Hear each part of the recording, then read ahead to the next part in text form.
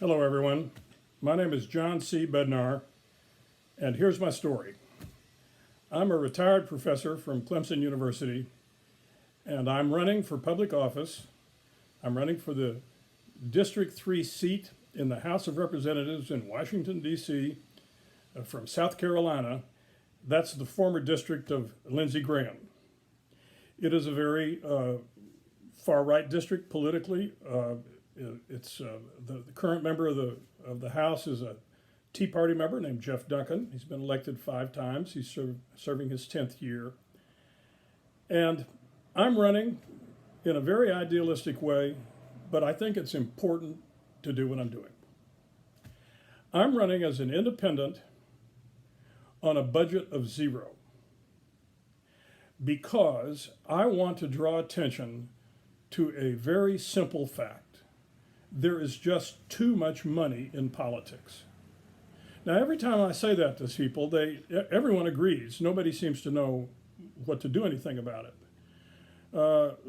And all my life, since I was an undergraduate in college, I've asked people the following question. The question is, do you now or have you ever encouraged your children to become politicians? Only 2 people have answered that question in my entire lifetime with a yes, and they were both from families of politicians. So the point is very simple. We just have too much money in politics. We have to do something about taking it out. So I'm running as an independent. I think it's important to do that, and I want to explain my entire campaign to you so that you can think about it. Point number 1, I've already made. Too much money in politics. Point number 2, we have a terrible situation in our country. When the words Democrat or Republican can come out of any American's mouth and be a cuss word, we have something terribly wrong.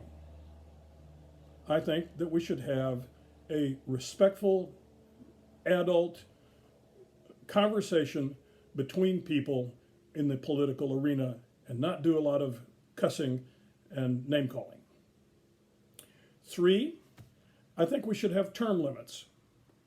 Now, everybody I say that to agrees, but nobody seems to think that it will ever be done or how to do it. Here's my suggestion.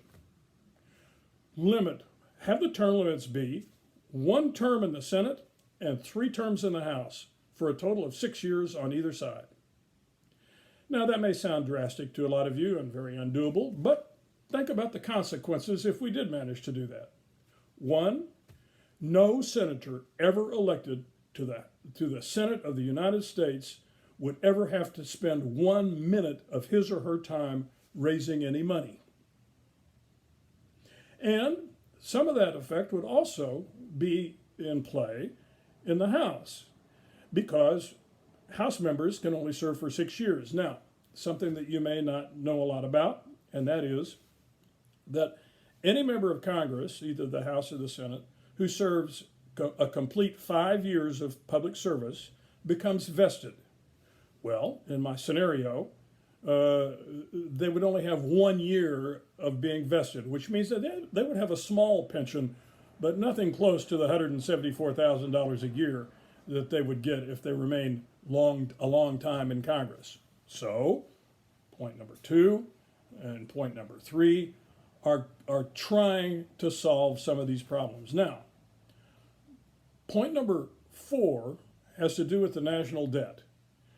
I sincerely believe that we should keep that in mind. Now, I don't believe that we should prioritize that in front of all of the terrible problems we have in this pandemic. And so I think we should spend the money and the time to solve the pandemic problem to the best of our ability. But I think we should keep the national debt in our minds, because if we don't, my children and grandchildren are the ones who will be paying the piper, and I don't think we should have that. Finally, I think that we should have much less talk about letting old people die in old folks' homes. I think that's very, very wrong. And so lastly, I'll leave you with one thought. If I should be elected If I'm elected, and now I'm going to make a promise that I don't make promises, but I'm going to make this one. If I'm elected, any lobbyist who requests a conversation with me will be told the following. This conversation is going to be recorded and it will be made public immediately. I think that would go a ways too to diminishing some of the corruption we have. I think we need people doing what I'm doing, and I'm hoping that you will share this with friends of yours and that some thinking will be done about it by people much younger than myself.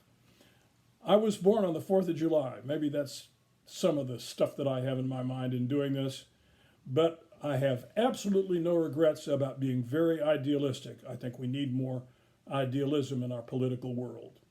Thanks for listening to me. Bye.